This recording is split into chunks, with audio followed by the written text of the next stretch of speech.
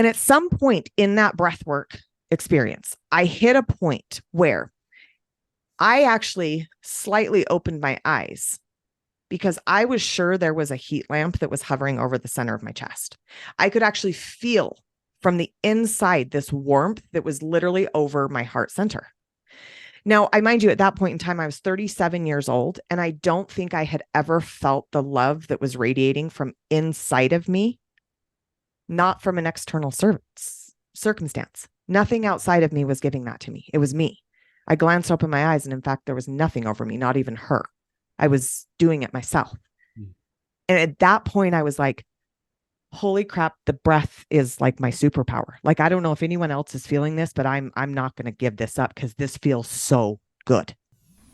Welcome to the Deeper Awareness Podcast, where we delve into the depths of our inner selves, uncovering authenticity and transformation. Join us for enlightening conversations on breathwork, self-discovery, and the profound journey within. I'm your host, Josh Perry, joined by the delightful Hannah Oxley. Let's begin. Hi, everyone. It's Hannah.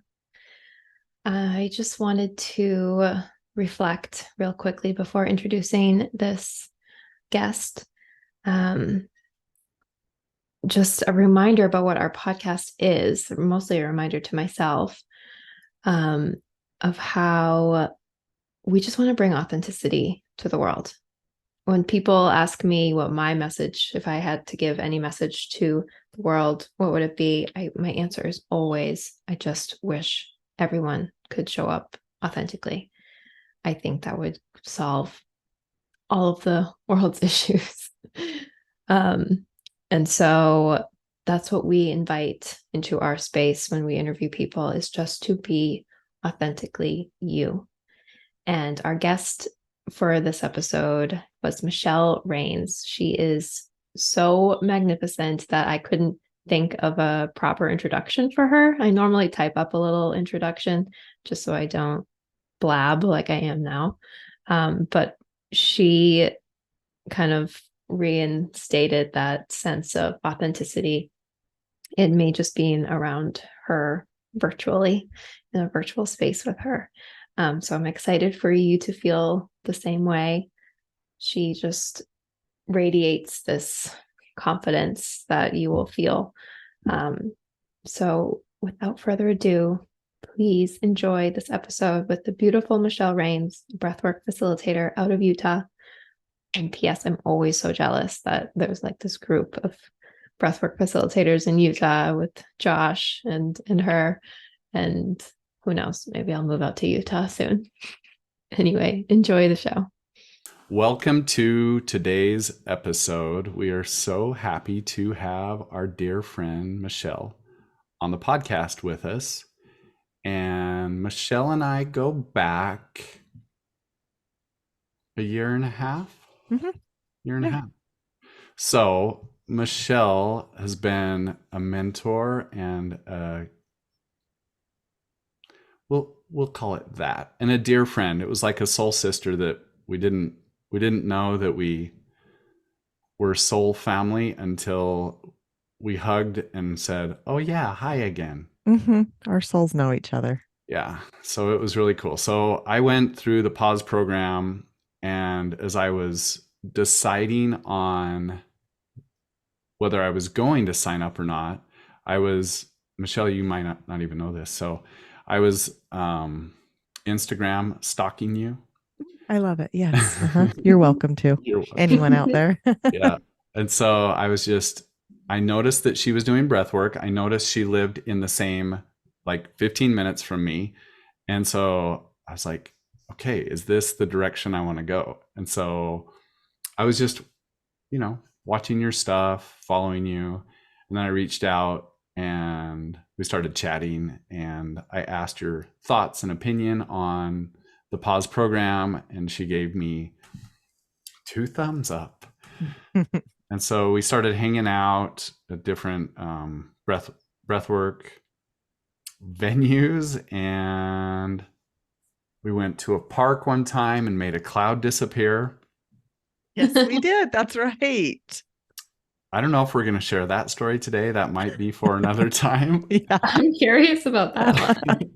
Do you want to hear that? I do. Okay. Okay. So Dr.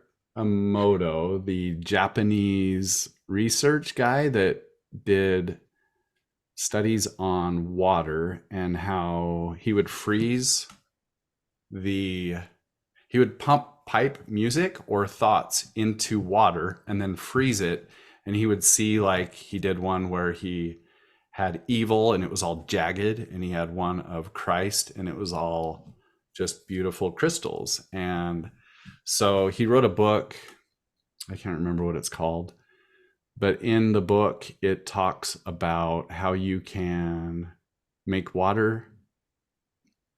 clouds disappear with your mind. And I think it has something to do with consciousness, our consciousness, and our connectedness to all things. But we were at a park with our friend Robin, and I was telling them about how you could do this. And so we all just stood side by side on this sidewalk, and we picked one that we wanted to do. And so we're just all looking up.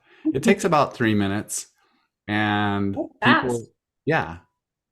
And then I have a theory that you can actually create clouds too, but I haven't gotten to that level yet. So it was funny because there were people walking on the sidewalks and they would see these 3 random humans staring up at the sky, and then they were like, what's up there? And we're like, oh, we're just making a cloud disappear with our mind. Yes. So I Michelle, love that. You guys have to come to the beach with me. yeah. Make all the clouds go away. Yeah, I'm in. So thank you for being here, Michelle. It's so exciting to just be in your energy and to hear some of what's going on with you and for you. Thanks for having me, you two. I really appreciate it.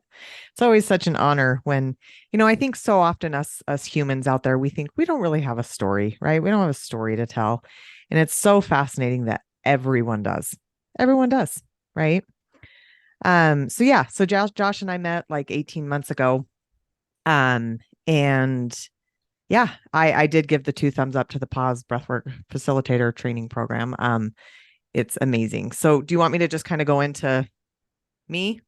Yeah, dive in. Who I am, why I'm here, maybe if Yeah. I have a message to deliver. Awesome. So my story really starts like 2019 is kind of when I take people back to, right? So that was almost 4 years ago. Does that feel weird to you guys? Does that feel so weird that 2019 was almost 4 years ago? But it's almost been 4 years since I found breathwork, or I always tell people breathwork found me, because it did by default. I was at a retreat for a company that I was working for. I was the front end, the COO of this company, a fitness and nutrition coaching business that actually my brother owns. And I was kind of building this thing for him. And 2019 really proved to be the year of, like, I look back at it now and I can see and appreciate all the things that I learned and how I grew in it.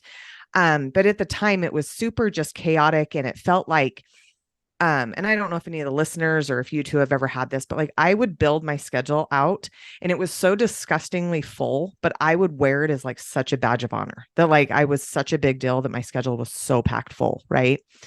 And I was just busy all the time. And I was going on a ton of mastermind trips where I was in rooms with very, very profound, smart people in the fitness space. Right. Because this is the company I'm building. And, I started to really realize that inside, I always felt chaotic. So when people would say to me, like, wow, you are building such a beautiful life, I'm like, I am building a life because I feel like my life's being built around me in this chaos, right? I would think that. And as 2019 started to come to an end, the very end there, bring you back to, we were at a retreat for this company that I was working for. And I noticed on the itinerary that we had for the weekend that we had breathwork coming to the Airbnb that we were staying at. And I personally, there was about 8 of us there. I was like, oh, I'm not doing breathwork. I mean, we get to choose what we do at this retreat, right? This is supposed to be like soul filling, like, yeah. So what will fill my cup is I'm going to go shopping while you guys do this weird breathwork thing. Because what I've seen up to this point, which is just social media, is people lay on mats or blankets and pillows and they cry and it's really weird. And you're like in a group and you cry in front of people. And I don't do that. I kept telling, I don't do that. So I just don't think it would be for me. Like, I don't think I'll get anything out of it. And I remember having the question asked, well, have you ever done it? And I'm like, no, I don't want to. And he said, why do you have so much resistance to it? And I said, because I don't want to do it. And he said, well, maybe you should lean into it. And I'm going to ask you to be here. I've paid a lot of money for this woman to come and do this for us. So I begrudgingly, I was ticked. I was not happy to be there. So anyway, sure enough, I opened the front door to this Airbnb. There stands this beautiful woman, dark brown hair, piercing eyes, and she's got these yoga mats. And I'm like, here we go. This is where it gets weird. This is what I knew was going to happen, right? So she comes into the Airbnb.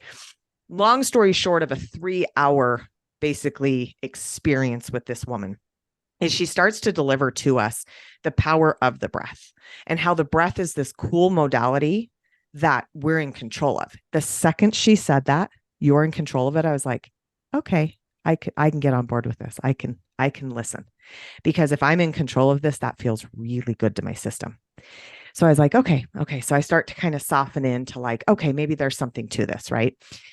So she proceeds to tell us, that society is really, really growing at a rapid rate of making us really seek external validation for these internal things that are happening.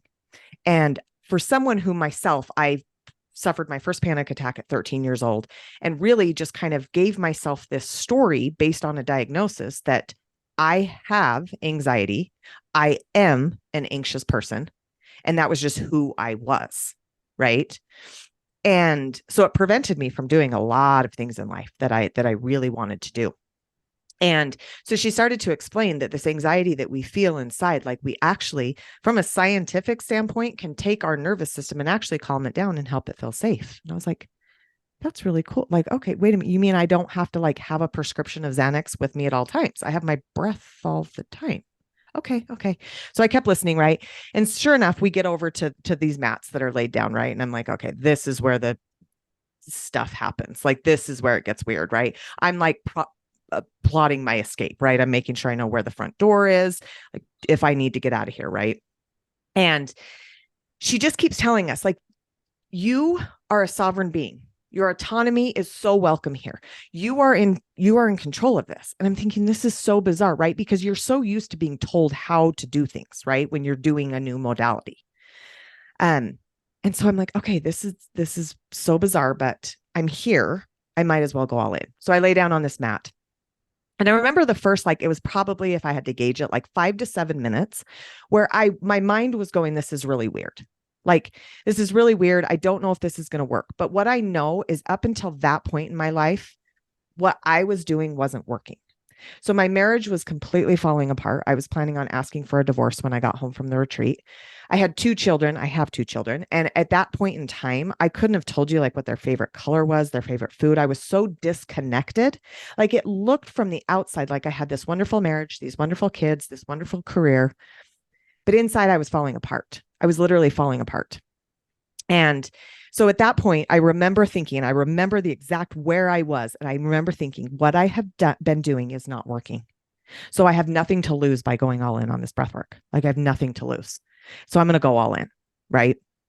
And so I lay down, and like I said, I predict about the first 5 to 7 minutes, it felt like my mind was going crazy. Like, it was just, I'm like, oh crap. Like, she said it works for everyone, but it's not working for me. Like, and she kept coming back to explaining, like, the mind is going to wander in because the mind is this mechanism that keeps us safe.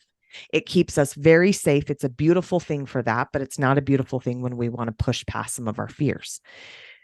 So I kept breathing. She just said, trust the breath, trust the breath, trust it. It's here. It's here. It's here. And I kept trusting every inhale. I kept trusting my body knows how to exhale. My body knows how to inhale. And at some point in that breath work experience, I hit a point where I actually slightly opened my eyes because I was sure there was a heat lamp that was hovering over the center of my chest. I could actually feel from the inside this warmth that was literally over my heart center. Now, I mind you, at that point in time, I was 37 years old, and I don't think I had ever felt the love that was radiating from inside of me, not from an external circumstance. Nothing outside of me was giving that to me. It was me. I glanced open my eyes, and in fact, there was nothing over me, not even her.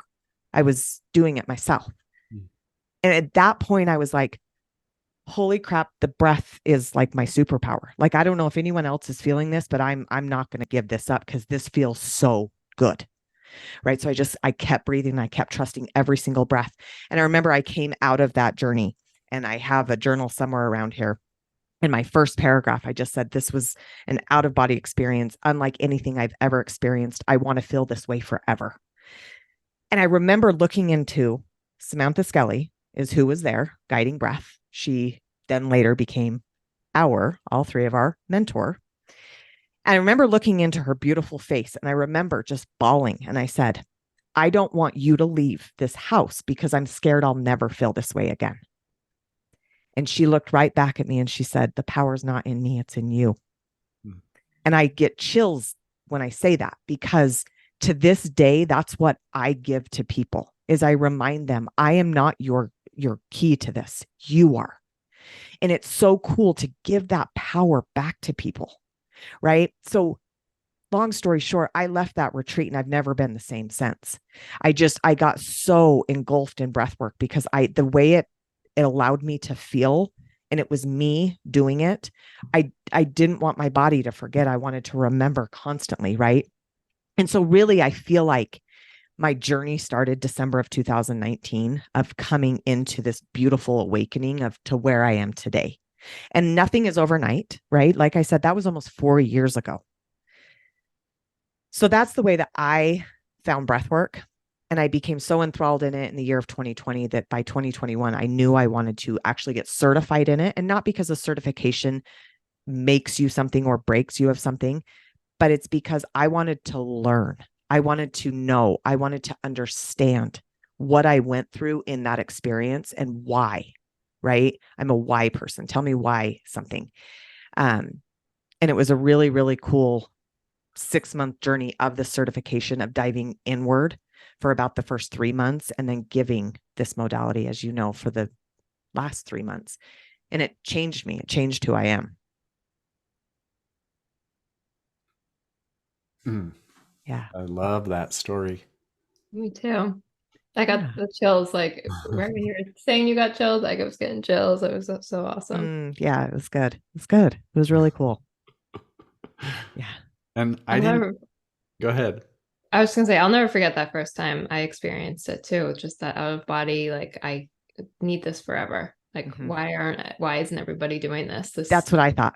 Why have I never known about this? Yeah. And it wasn't until much later where I was like, oh, I can bring this to people. Like I didn't get that download until like a year and a half later. Like, yeah. Why don't I do this? Like I'm just like saying everybody needs to know the magic of their breath. Wait, like I'm here to tell them. So that was later for me. Totally. Yeah. Well, and for both of you, I don't know you before breathwork. I just know the breathwork girls now. Isn't that funny? Yeah. This is how you've always been to me. Yeah. Yeah. So Michelle, I've heard the story, but I think it'd be worth sharing just what kind of human were you before breathwork? Oh yeah, she was a real spicy girl. So I always tell people, anyone who knew me, and sometimes in the rooms that I guide in, there'll be people who knew me prior to December of 2019. And I always am like, I'm so sorry for the human I was, which I am, because I was pretty salty. Like I was a pretty skeptical human being. Like I was pretty sure that everyone out there had an ulterior motive to anything. So growing up, I was the only girl in my home. I have all brothers. So I have 4 brothers, right? So it's a little bit different of a dynamic growing up in an all boy home. You know, my emotions were really big. I was sent to my room a lot to feel my emotions. It was gross because I was a girl and girls have boobs and periods and stuff like that. Right. So it was always like, I kind of felt like I was like, oh, like I don't know where I fit in. That translated into my life of making female relationships, which has just beautifully, just gone with me my whole life, because I never really realized that it was a wound that I needed to work on. And I just started to, here's the thing, I started to be in friendships that were not in alignment, but at the time I didn't know what alignment was. So I just knew that it's like, oh, cool, this chick is inviting me to the bar, so I'm part of the cool kids. Amazing. Okay, I'll go. Okay, this doesn't feel in alignment. At the time, that's not the word, but I was just like, oh, screw it. I'll just drink till my intuition doesn't talk to me anymore, right? And so I would use substances, mostly drinking, to kind of numb that, right? To be the cool kid, if you will. And it just made me start to get super salty and spicy, like about life. And I started to get hurt in relationships, whether they were female or it was with a male. And so I started to develop this mentality of, if you hurt me, I will hurt you 10 times worse. So think of that. Like when I say that, if you hurt me, I will hurt you 10 times worse. Think of the vibration that you're always in. If you always think something's going to attack you and you've got to attack 10 times as bad, you are in a negative vibration all the time, because you're always waiting for somebody to hurt you. And so that's what I attracted into my life, is all of these people, these boyfriends that would just hurt me. And because that's where I was at all the time.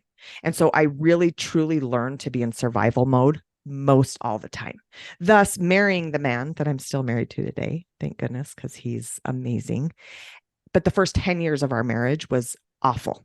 It was separation, I think 4 or 5 times. I did ask for a divorce. Once, when he went to serve me the papers, I said, wait a minute, let's go all in. Like, let's try this one last time. And that was at the beginning of 2020. And the 3.5 years we've had since then are completely different. But I believe it's a vibrational frequency that we both decided to shift out of. We both had been hurt so many times. He's a recovering drug addict. It was just this vibration that was not working for our relationship. So I tell people, I wish there was like some, like, I can give you some like really easy aha moment that really shifted our marriage. But it was he and I both being willing to get out of that vibration that was not working for us anymore. So the person I was 2019 and before, like, it's really crazy, because I love her and I want to go back and I want to be there for her, but she kind of scares me. Like, I've really transformed into who I am today. And the softness that's there now is a place I want to live forever. Like, I'm cool with this, right? And I'm fascinated by humans now. I thought I hated people. I really did. Like, I thought I hated most people. And I thought most people were bad. Like, that was my like theory, right? And now I'm like, my theory is most people are good. And I'm fascinated by them. I'm fascinated by humans. And like, why are you where you are today? Why are you who you are? What made you that, right? So yeah. I love that. I mean, it can just be like you say, it's not a simple solution, but then when you look back, it's like, it's just a paradigm shift. Like you just need to say, this is no longer the reality that I'm living in. And especially when you're with a partner that says the same thing, there's so much possibility there. Yes. Mm-hmm. I love so that. much. Yeah. I want to dive into drinking till you didn't hear your inner voice anymore. Mm-hmm. Because I know what that's like. I'd like to just have a discussion on, why do we do that? What are your thoughts on the why?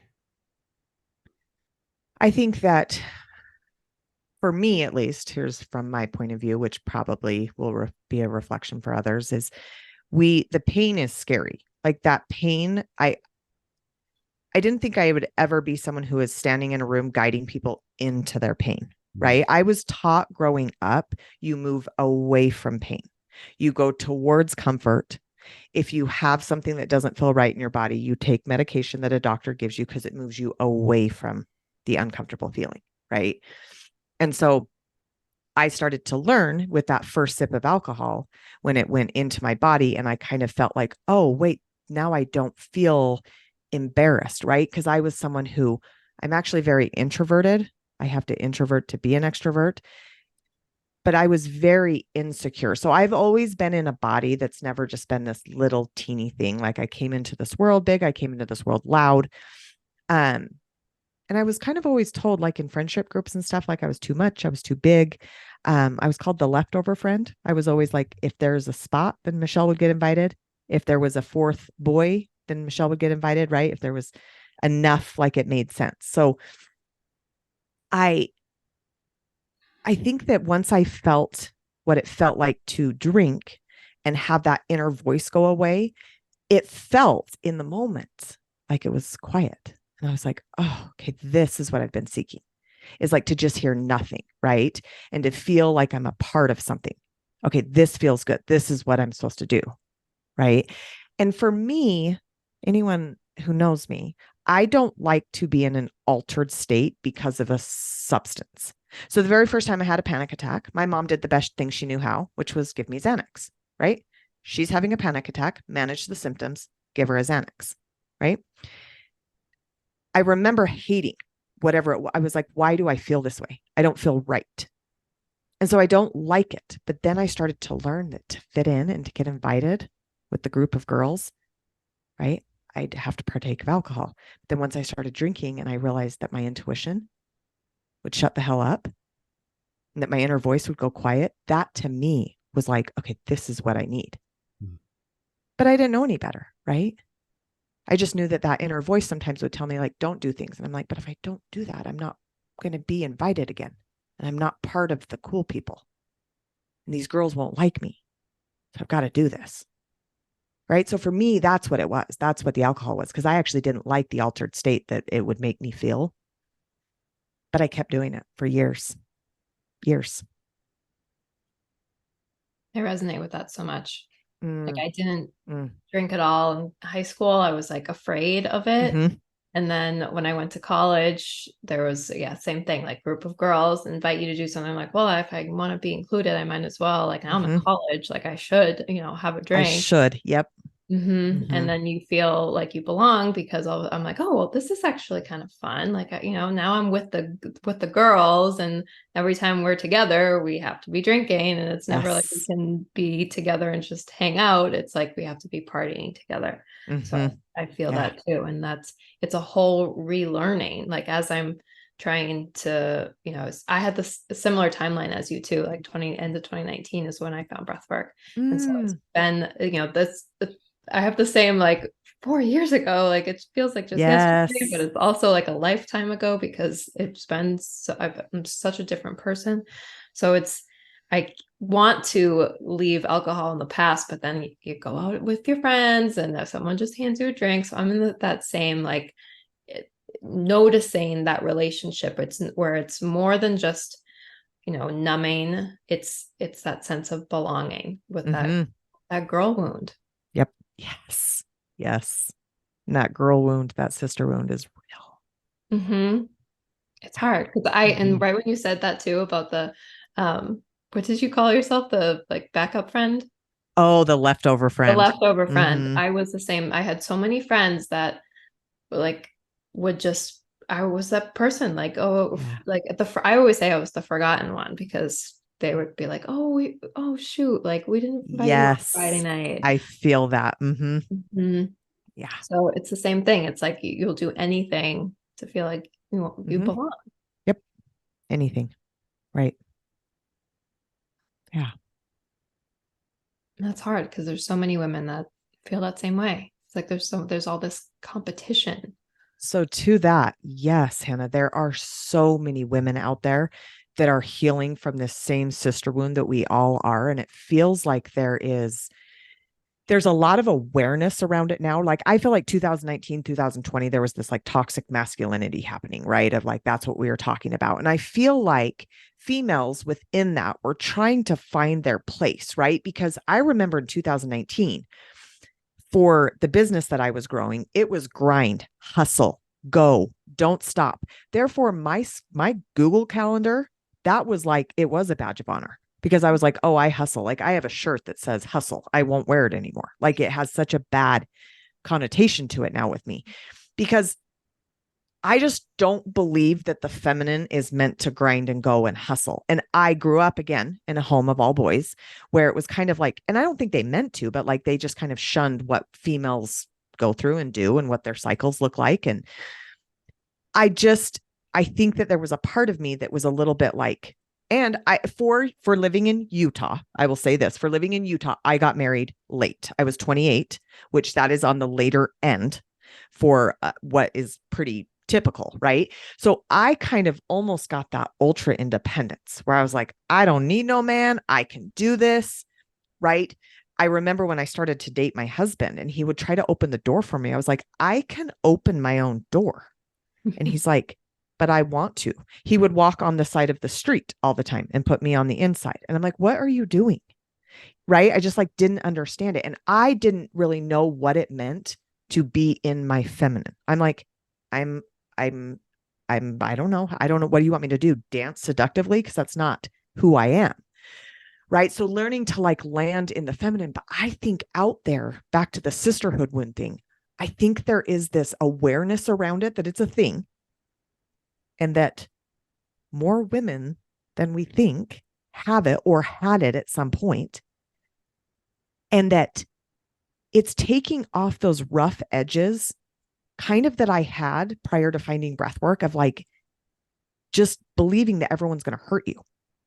Right. Mm-hmm. So often, if we will just open up and open up from our heart, and that's the whole thing, this word vulnerability, right? That feels like this cliche word right now, but I'm telling you, there's something to it because if we allow ourselves to be vulnerable so often, how often have you two found this where you are a mirror for somebody?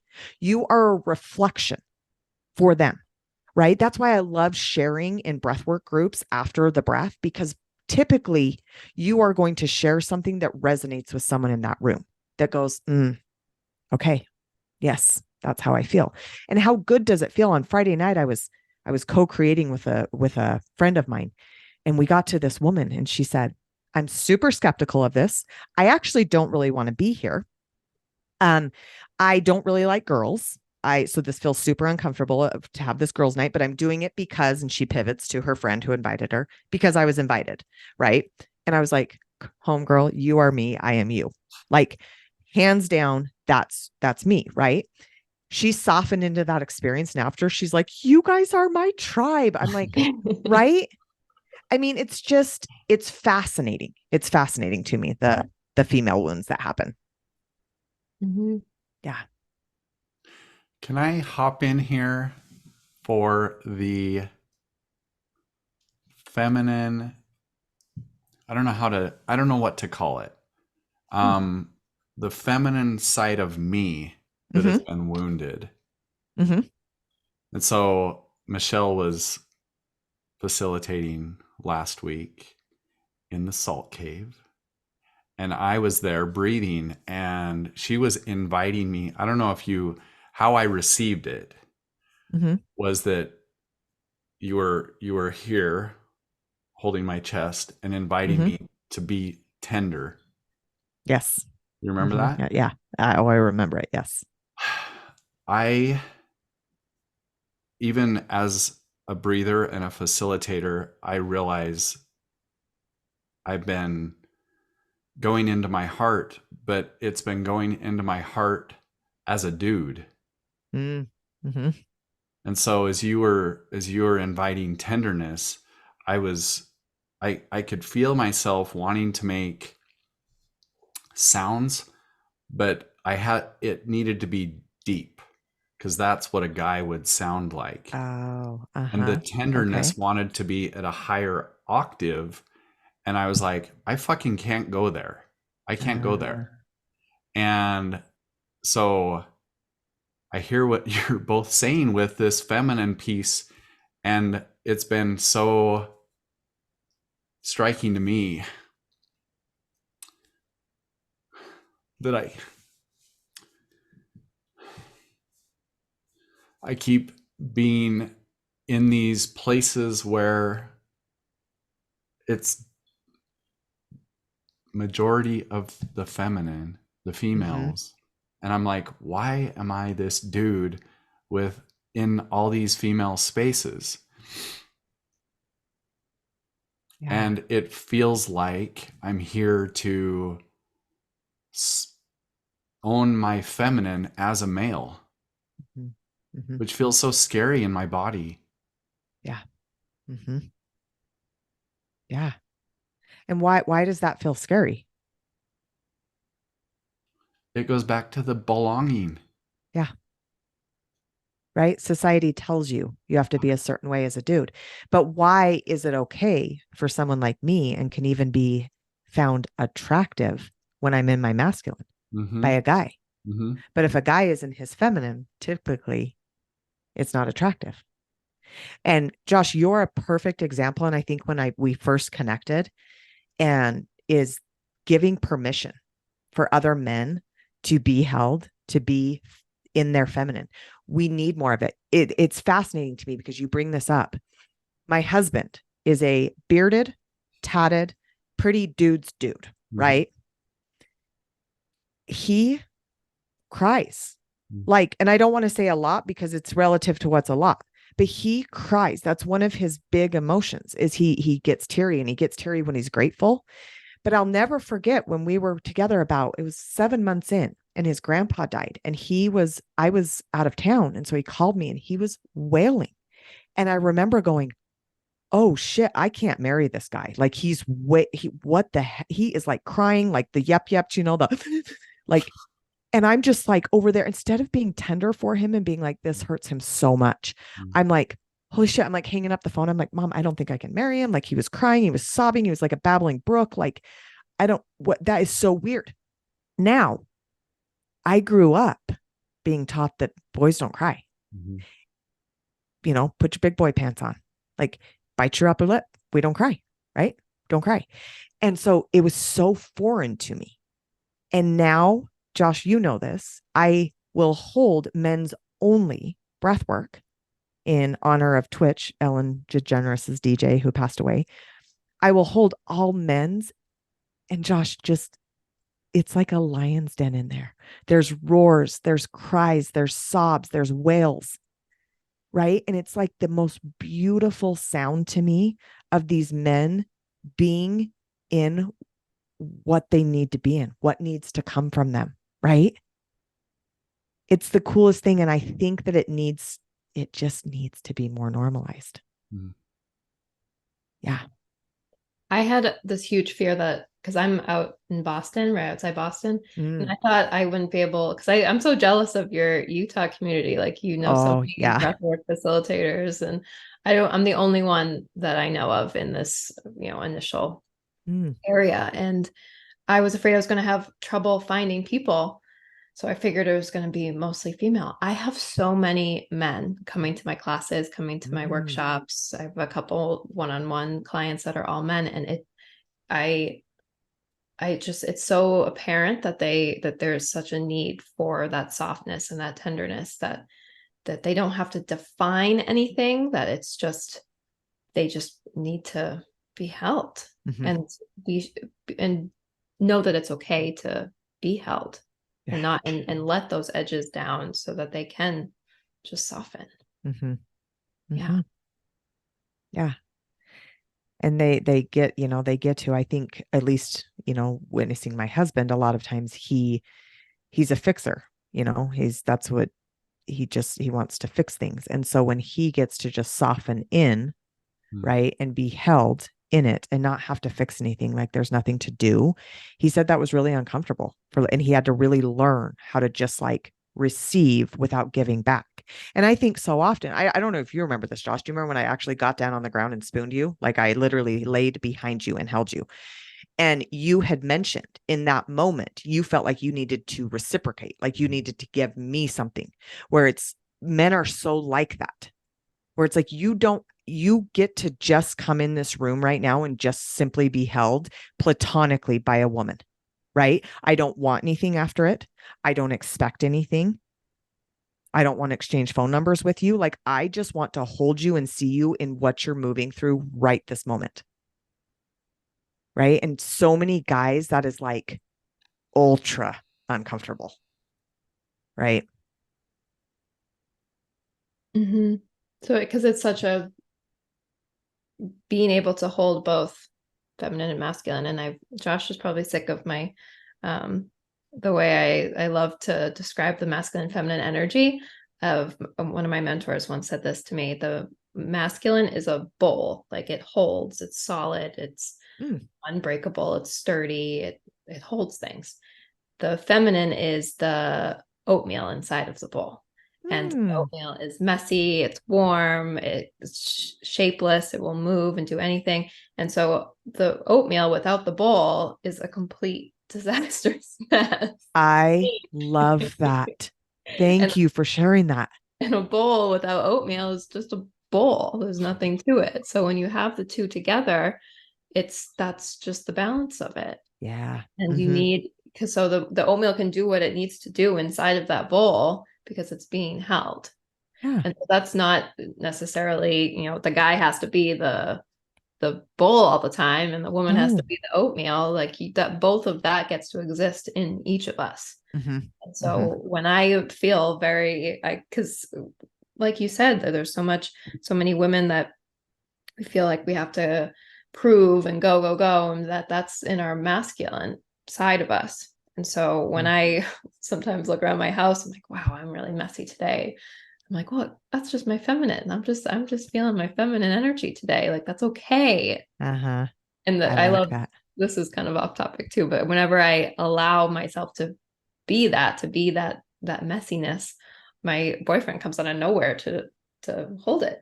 It's like, instead of nagging people to be like, I need you to do this, I need you to do this, sometimes you just be it. And then the other piece comes in. I love that. Yes, absolutely. Yeah.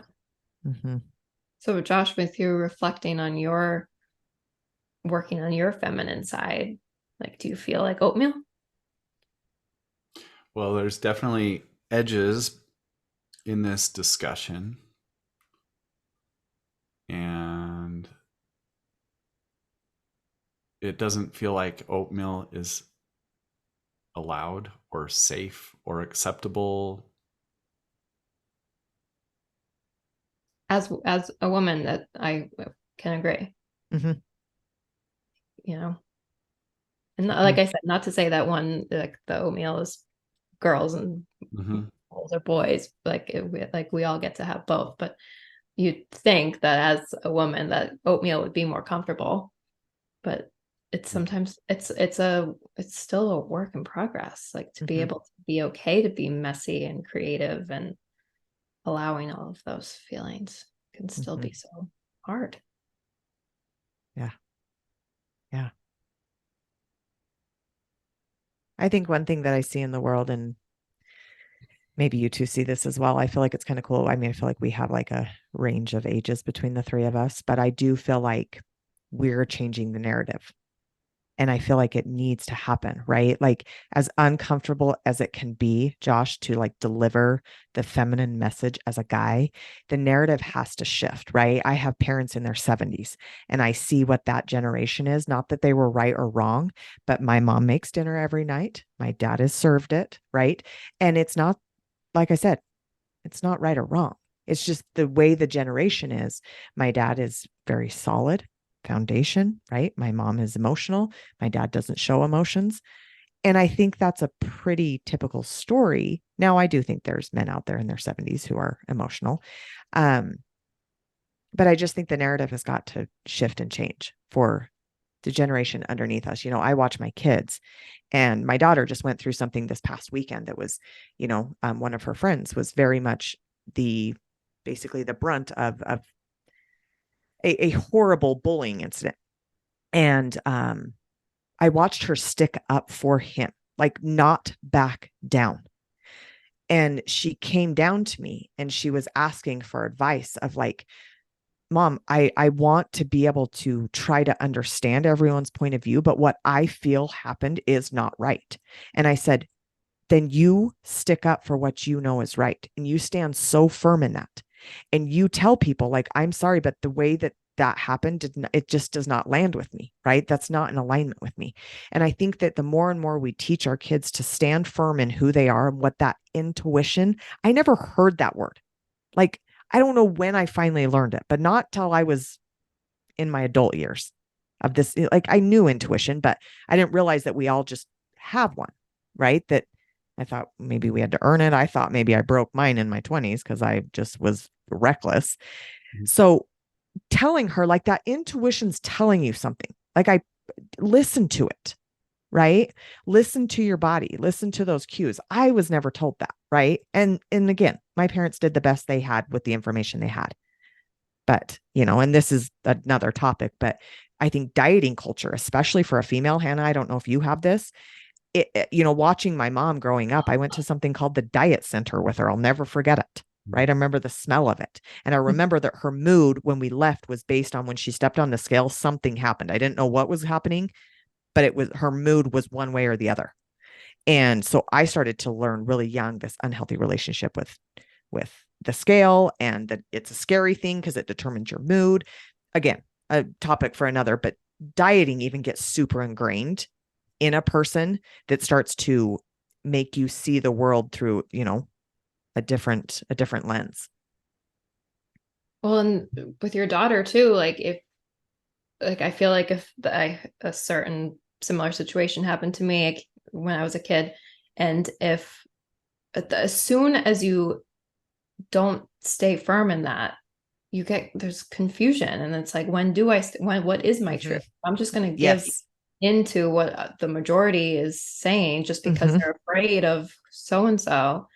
And there's probably punishment involved if you do stick up for yourself, because if you're the only person, maybe you do get hurt in the end. But you stood up for yourself, and that's what matters, because that's teaching you to listen to that intuition until you're an adult. Because I'm sure that's what happened to me one time, and I probably backed down to be like, oh, maybe I'm too small or whatever to speak up, and then I stopped speaking up.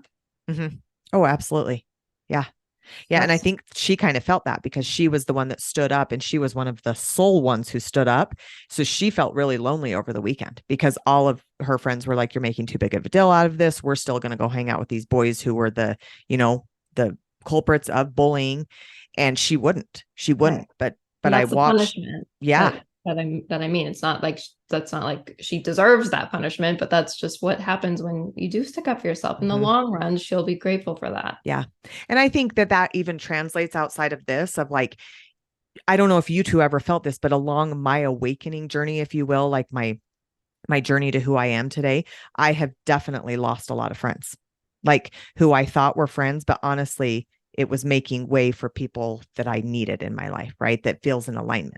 Because for so long, I just wrote out friends out of obligation, right? This is an obligatory friendship. We've been friends for 15 years. How many people say that? And it's like, but do you want to be friends with them? Like, have you guys kind of gone two separate paths that just don't feel like you have anything in common, but it's this obligatory, like, I always tell people, and Josh, I've had coffee with you. So if I have coffee with you, like you're pretty much in. Like I want to sit there with you and have conversations about life.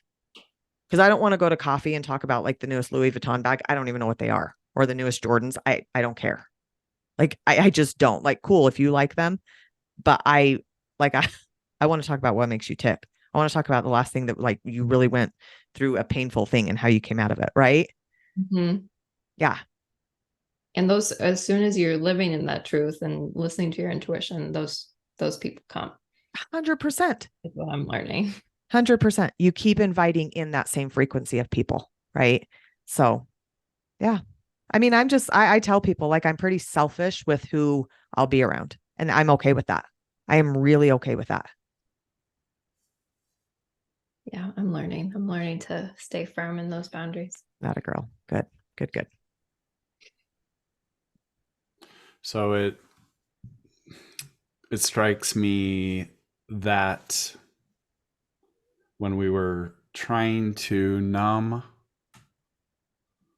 our intuition, it was in an effort to belong to the group. But as soon as we start listening to our intuition, like your daughter, she is now belonging to her truth. And her truth goes wherever she goes. And then she attracts that tribe. But if we're listening up here, to that fear voice. It's like, no, I gotta, those people. But if we go in here, and our breath will take us there, our breath will show us how to connect with that truth. And once, it's Maya Angelou that has that beautiful quote on, when we belong to ourselves, I can't remember how it goes, but we ultimately belong everywhere because we're in our truth. I mean, and what else could you ask for, right? Of just wherever you go, you belong because you're in your solid truth. Like, to me, that is like, hello, I've arrived. Like, that is what I want in life. And that's what I want my kids to feel, right? So that there's not this unstable of like, where do I belong? Right. Because that's some of my sisterhood wounds, is like, where do I belong, and trying to insert myself. And now I go to women's retreats and I'm like, oh, wait, I belong because this belongs. Right. So it's cool. I can go over here and have this conversation. I can be over here and have this. And we're all like, okay, this feels really good. Right. So it's so true. It's so true. And I beg to say, there's moments of loneliness when you choose you and you choose feeling your intuition and what you know is right. There's moments of loneliness, and just take those moments of loneliness, because the beauty that's on the other end of it, it's just like going through a breathwork journey, where I always tell people, I promise there's some beauty on the other side of this pain. Like, I promise. Yeah.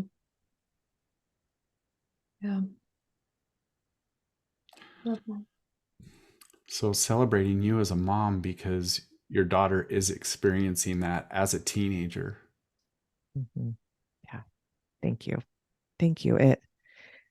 There's many things that I've had cross my mind this weekend, of just like being able to send her a text of, I'm so incredibly proud of you. Right. And to send a text to the boy that was the victim of the bullying, and just let him know that he's a light and he's welcome here. And he said, thank you for raising the daughter you did. And that feels good as a mom. Yeah. Yeah. That feels like a win. And what a nice boy. Oh, he's just the best. He's the best. Oh, yeah. The kids, it's like, this is only temporary. You will be I know. out of here soon. I know. Yeah. I'm an advocate for kids. It's high school, senior year. Yeah. I just want kids to choose kind, right? We can not like people, and that's okay, but we can still choose kind. It's the duality of life. So yeah, I'm an advocate for kids finding their breath young. I wish I would have found mine years ago. I know. I got the opportunity to speak at the school. It was for the teachers, but I made a point it was my high school that I graduated from. And I was like, cool. If I had the knowledge I do now back then, I would have stuck it out, and I wouldn't have quit dance company. I wouldn't have been I would have found a different sport when I got cut from volleyball. Like, there's so many things that happened to me in high school that I wish so badly that I brought, because I just took it as, I am useless, pointless. There's nothing out here for me. Like, it was high school was so miserable. Yeah. So I brought that message back to the teachers, and they were like, "Oh, so this is for the kids, like, so you can teach us how to do breath work on them." I'm like, "This is for you." Then maybe it will trickle down to the kids. Like, I want you guys to be as, fulfilled and, connected to yourself as you can, because then the kids will feel that, and then it will all, it's just the ripple effect. It's the ripple effect, baby. Totally. Totally. I love it. Yes. Yes. That was special going there. So Michelle, do you have, with this sisterhood wound really alive in you, do you have like intentions or retreats or workshops or anything in the works that way?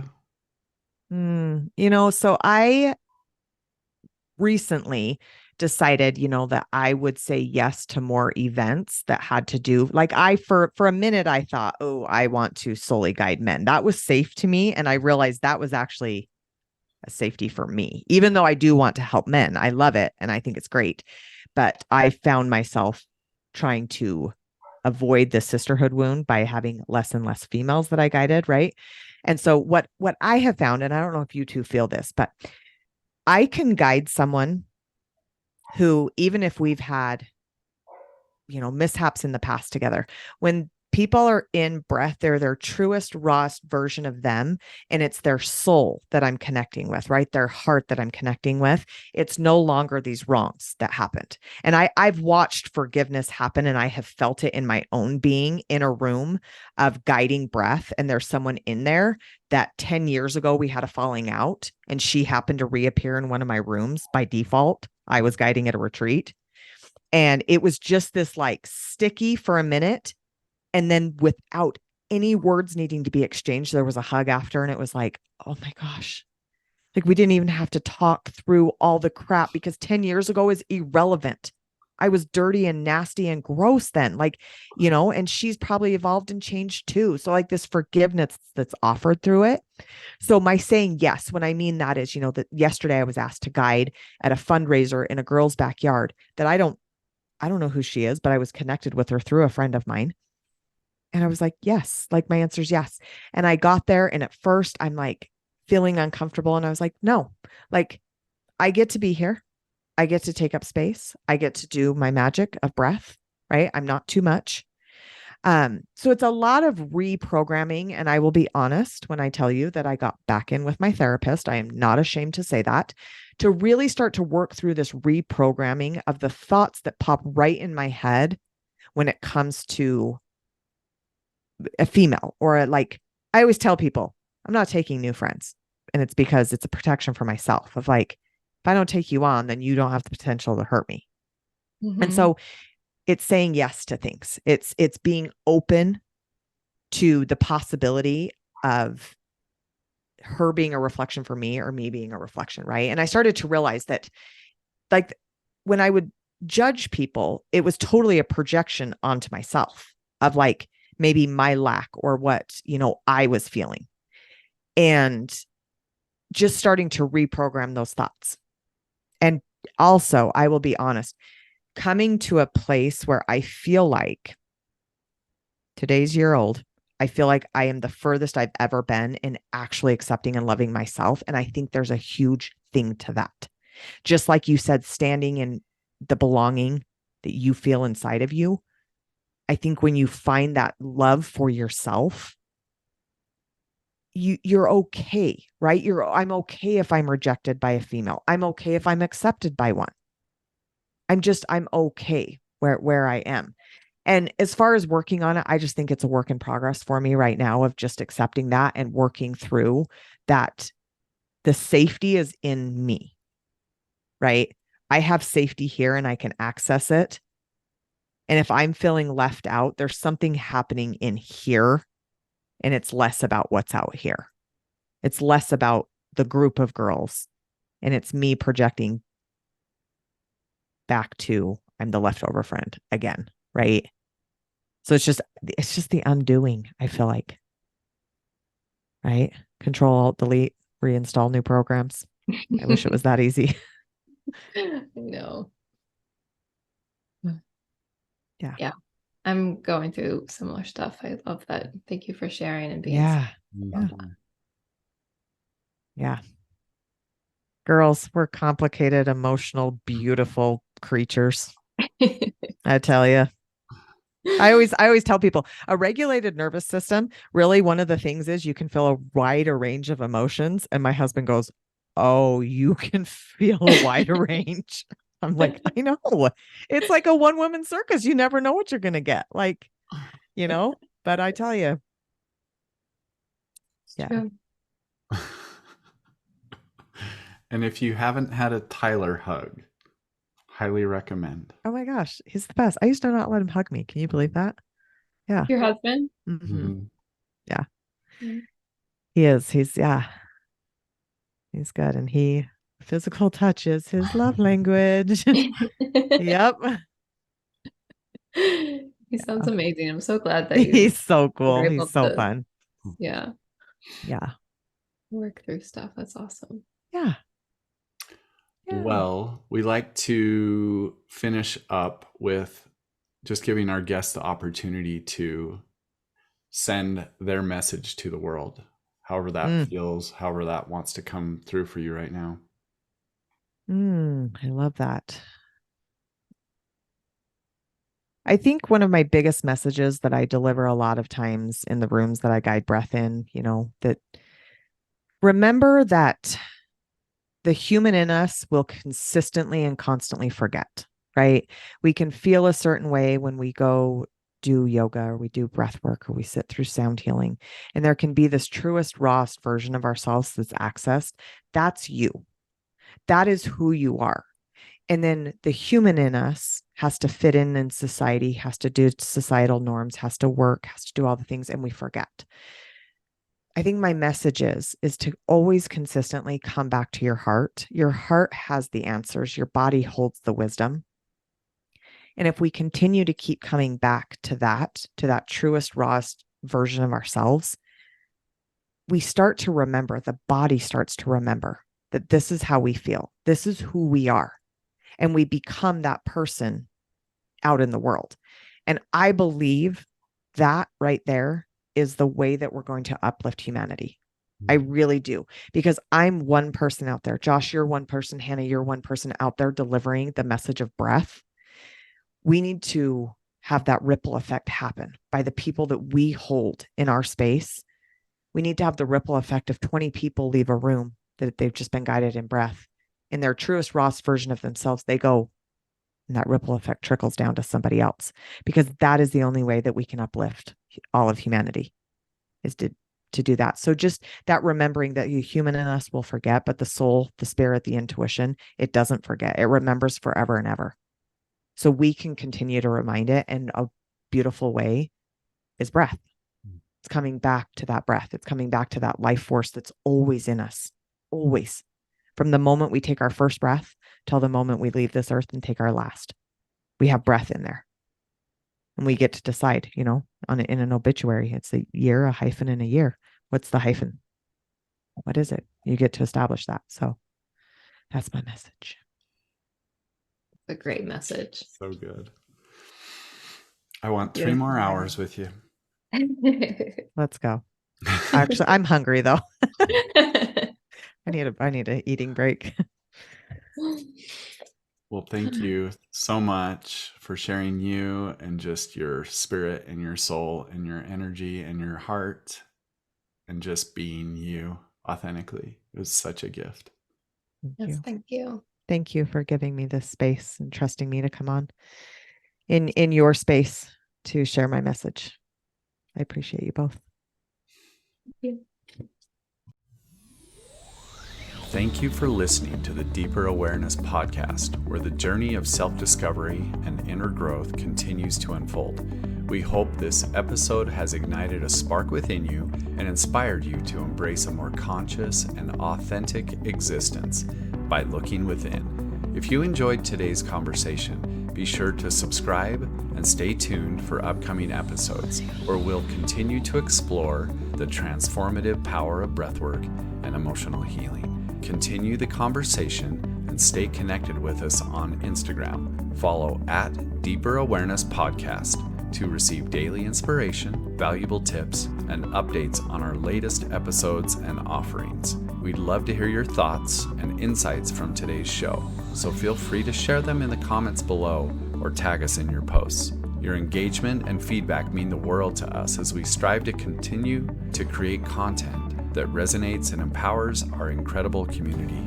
Together, we can continue exploring the depths of consciousness, fostering genuine connections, and supporting each other on our transformative journeys. This episode is brought to you by You Belong Breathwork, your destination for transformative healing and self-discovery. At You Belong Breathwork, we believe in the power of breath to unlock the deepest parts of ourselves, leading to profound insights and a greater sense of connection and belonging. Whether you're seeking emotional healing, a deeper connection with yourself, or a path to authenticity, our breathwork sessions, retreats, and coaching programs are designed to guide you on this transformative journey. Our experienced facilitators are here to hold space for you, as you explore the depths of your consciousness and discover the infinite potential within. Visit youbelongbreathwork.com to explore our offerings and download a free guided breathwork session. Thank you for being a part of our deeper awareness community. Stay connected, stay curious, and may you embrace your true essence with love and compassion. Goodbye for now, and see you in the next episode.